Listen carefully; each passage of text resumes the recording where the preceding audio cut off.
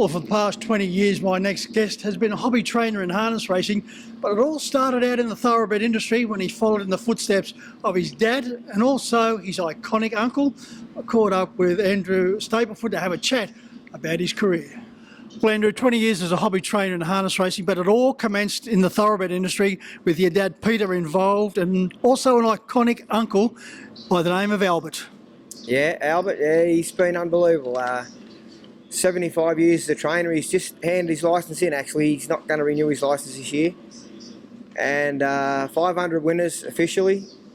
Don't know how many he trained before they started taking records, but he's an encyclopedia. He knows everything about horses and some of the ways they used to treat horses before the new modern technology came along. You know, it was incredible how they worked out how to feed, how to do things to horses, you know, without the stuff that we use now, you know. And Andrew, if you didn't learn from Albert, you weren't trying. No, that's right. Yeah, he started out at Sedgeno Stud, so he's seen just about every side of horse racing, and yeah, he's unbelievable. He's amazing. Andrew, 93 years young, Albert, and I had a big day for him at Gosford where he has trained most of those winners, I would say. Yeah, I'm not sure if it was last Thursday or the Thursday before. I couldn't go, I was a bit crook, but most of my family went, and a lot of people that he'd known over that time, you know, he had a lot of friends, and he had a great run. He had some great horses, Magic Albert, Maitland Gold, just to name a few. And a nature's gentleman, as I mentioned, 93 years young, and he's decided that enough is enough. Yeah, well, he was only training one or two horses for my brother. He didn't train for anybody else the last few years, and his son Brian, who's the same age as me, he's been his foreman ever since he left school. So, yeah, my brother kept giving him a couple of horses just to give Brian something to do, but yeah, they're going to hand it in this year, and I don't know what they're going to do, actually. I'd love to have a stable set up where Brian could come and help me and we could get a few horses together. He's been in the game a long time. He knows a lot, Brian. Yeah, he's a great bloke. So, Andrew, how did you make the transition from the galloping industry into harness racing? Well, harness racing come along because I got sick of me dad yelling at the jockey every time the horse went around. So I thought I'd have a go myself, and I actually had a few drives early on when I first got my licence, but I don't drive a lot now. I love driving at the trials because I like to feel what my horse is doing, you know, before I give someone else to drive on it. You know, I don't want it doing things wrong and then expecting other people to fix it for me, you know. I like to know what they're doing, but yeah, and I just love driving them myself. I love working them, I love feeling them every day, you know, the improvement or whether they're going backwards, or I just love it. And I love the young ones. When I first started, I started with Barry Madison, and he was a young horse trainer. That was his specialty, and he taught me how to break him in. He taught me how to do just about everything. What a wonderful influence to have on your career in Barry Madison, and someone who has had a handprint on a lot of trainer drivers in that particular Maitland, Newcastle area. Absolutely, yeah. There's one here tonight, Les Cosland. I was just talking to Les, but he's had a lot of great trainers come through. Guy Chappell, Dean Chappell, Rexy Spencer. He's handed his knowledge out to a lot of people, but he had a great saying. He used to say, I taught him everything he knows, he said, but I haven't taught him everything I know. You're here tonight with one for Roddy, and that's certainly got a very special place in your harness racing career, taking out the Maitland Inner City Pace. Yeah, that's for sure, and it's one of Barry's line too. It come out of a daughter of Remember Rhodey, which was a great horse for Barry over a long time. She left a lot of winners for Barry. Roll on Big Red, Grin for Seymour, Roll on Seymour. She was a super mare, Remember Rhodey. Apart from harness racing, a full-time bus driver for various schools in the area. Yeah, that's right. Yeah, I drive the bus in the morning, then I come home and work a couple of horses and go back and do the bus in the afternoon, and it breaks up my day. You know, I don't know whether I could train a big team, but I'd love to have a go one day. But down the track, you know, if ever a setup come available, you know, I might give it a go. But the bus driving and the kids certainly brighten my day up. You know, it's a great difference. That's a big team to look after in itself. Yeah, it sure is. Yes, yeah. Some days I have 40 or 50 kids on the bus.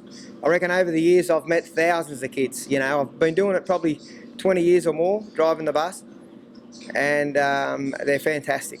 They're fantastic. So in all these years as a bus driver, be honest, how many times have you heard the wheels on the bus go round and round, and how many times have you joined in? I've heard it a few times, but I don't think I've joined in many. I wouldn't say I was a great singer. Andrew, you've had some wonderful achievements in harness racing, some wonderful memories, but the biggest win you had of your career, the biggest thrill you've had of your career, happened in 2015 when your 21-year-old daughter Sophie was diagnosed with a brain tumour, fought it strongly, and today is kicking goals. Yeah, she sure is. Yeah, she's battled for a long time before she even got diagnosed with the tumour. She was sick for a long time, and they didn't find it. She had a CAT scan a couple of years before, and they didn't see it. And she battled for a few years, constant headaches. You know, always sick. She got treated for chronic fatigue. You know, just about everything. And then, luckily, one day she went to a different doctor because she couldn't get into her own, and they sent her for a brain MRI, and they found the tumour. So she went to Dr. Charlie Teo, and had the tumour removed, and fingers crossed, nothing's come back and everything looks clear. And she's back playing football, and she actually made a debut for the Jets last year, incredibly. After 7 years after the brain tumour, debuted for the Jets at age 28. Yeah, what a wonderful story, Andrew. Started with the Maitland Magpie. She was captain, and as you said, went on to the A-League with the women's with the Newcastle Jets. What a remarkable story of guts and courage. That's right. Yeah, you wouldn't pick it. She's only a little tiny thing, but they always say it's not the size of the dog in the fight; it's the size of the fight in the dog, and that's her. She's just a little ripper, and yeah. We hear a lot about inspirational stories. This is certainly right up there with them. I can know how you're feeling because my father went through the same thing. God rest his soul. He had 2 brain tumours he was operated on, fought back strongly, and sadly passed away only a few years ago at age 91, but he went on and had a long, successful life. Yeah, it's what you make. It's like everything, you know.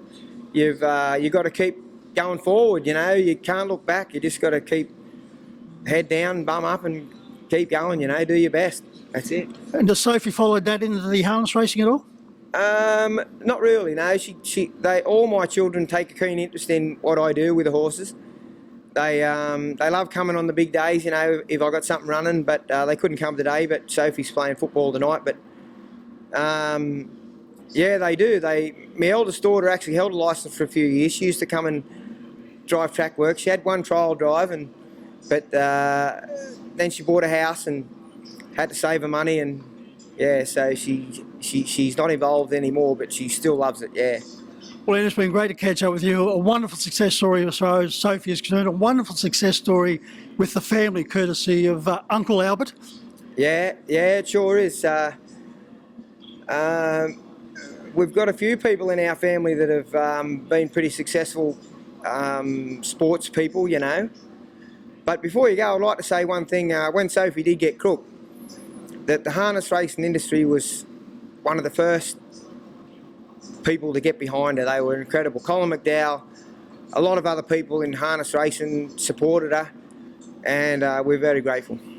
Yeah, one thing, when one of their own is hurting, harness racing does it better than anyone else in banding together to help. Yeah, absolutely. They were incredible. People offered services. They donated money. It wasn't my thing. I didn't want to be involved in it. You know, I didn't like the feeling of you know, people giving me money, and you know, I know it was a good cause, but my wife and children said, "Dad, bugger you. We just, you know." Anthony Burke organised all the fundraiser for her, and yeah, harness racing were fantastic. Well, we are one big family, Andrew. It's been good to catch up with you.